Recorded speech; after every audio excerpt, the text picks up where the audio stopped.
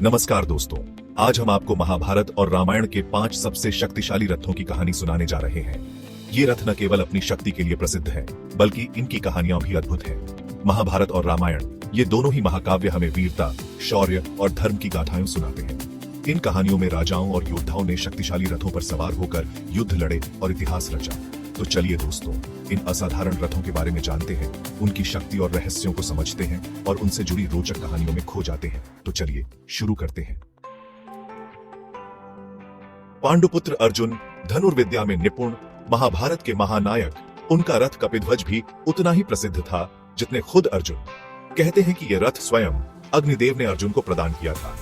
Khandava one दहन के समय अर्जुन और श्री कृष्ण ने अग्निदेव की सहायता की थी, जिसके उपहार स्वरूप उन्हें यह दिव्य रथ मिला। इस रथ पर लहराता था वानर राज हनुमान जी का ध्वज, जो शत्रुओं के हृदय में भय पैदा करता था। कपिध्वज की शक्ति का अंदाजा इसी बात से लगाया जा सकता है कि देवताओं ने इसे अस्त्र शस्त्र प्रतिरोधी बनाया था।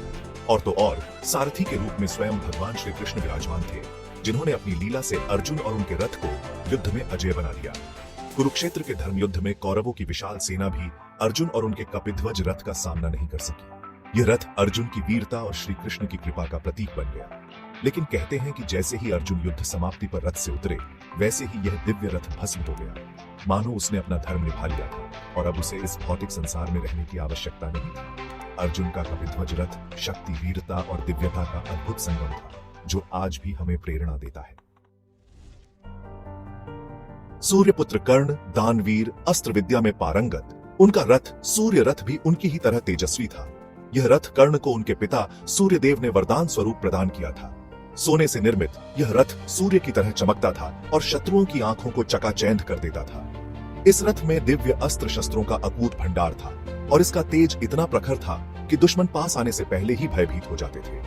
कर्ण के इस रथ का सारथी था उनका परम मित्र शल्य। शल्य की वीरता और कर्ण की अस्त्र विद्या का संगम इस रथ को और भी शक्तिशाली बनाता था। लेकिन दुर्भाग्य की बात, इस अद्भुत रथ पर भी एक ब्राह्मण के शाप की छाया थी।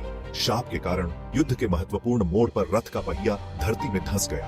अपने रथ के फंस जाने के कारण कर्ण असहाय हो गए और इसी कारण उन्हें अपना प्राण गंवाना पड़ा। कहते हैं कि कर्ण की मृत्यु के बाद यह रथ वापस सूर्यलोक चला गया। कर्ण का सूर्य रथ शक्ति और वैभव का प्रतीक होने के साथ साथ नियति के आगे असहायता का भी प्रतीक बन गया। देवराज इंद्र, स्वर्ग के राजा, उनका रथ वज्र रथ भी उनकी शक्ति और वैभव का प्रतीक था। यह कोई साधारण रथ नहीं था, बल्कि स्वर्ग में निर्मित एक दिव्य वाहन था। कहा जाता है कि इस रथ में बिजली की गति वाले घोड़े जुटते थे, जो पलक झपकते ही इसे एक लोक से दूसरे लोक तक पहुंचा सकते थे। वज्र रथ इंद्र के सबसे शक्तिशाली अस्त्र वज्र से लैस था।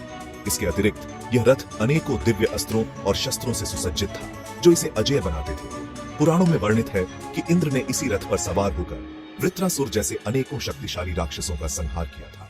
देवताओं और असुरों के बीच हुए समुद्र मंथन के समय भी इंद्र ने इसी रथ का प्रयोग किया था। यह रथ देवताओं की विजय और असुरों पर उनकी श्रेष्ठता का प्रतीक था। इंद्र का वज्र रथ दिव्य शक्ति, गति और विजय का अद्भुत संगम था, जो आज भी हमें अपनी ओर आकर्षित करता है। देवों के देव महादेव, उनका रथ त्रिपुरांतक भी उतना ही विलक्षण था जितने स्वयं शिव।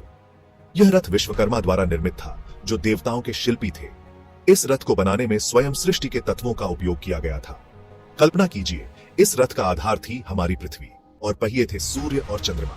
इस रथ में वेदों के रूप में 4 घोड़े जुटते थे, जो इसे अद्भुत गति प्रदान करते थे।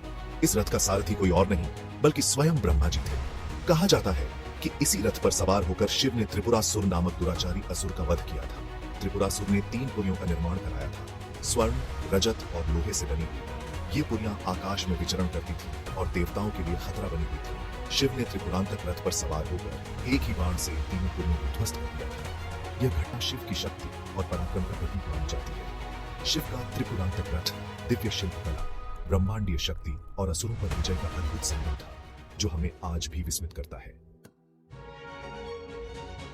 मर्यादा पुरुषोत्तम राम, उनका रथ इंद्र रथ भी उनकी ही तरह पवित्र और शक्तिशाली था। यह रथ स्वयं देवराज इंद्र ने राम को रावण से युद्ध के लिए प्रदान किया था। इस रथ का संचालन देवताओं के सारथी मातली करते थे। इंद्र रथ अनेकों दिव्य अस्त्रों और शस्त्रों से सुसज्जित था, जो इसे अजेय बनाते थे। कहा जाता है कि यह रथ आकाश में उड़ान भर सकता था और तेज गति से चल सकता था। इस रथ की विशेषता यह थी कि यह कभी भी शस्त्रों से क्षतिग्रस्त नहीं हो सकता था। रावण के साथ हुए युद्ध में राम ने इसी रथ का प्रयोग किया था। इस रथ पर सवार होकर राम ने रावण का वध किया और सीता को उसकी कैद से मुक्त कराया। यह रथ राम की विजय और धर्म की स्थापना का प्रतीक बन गया।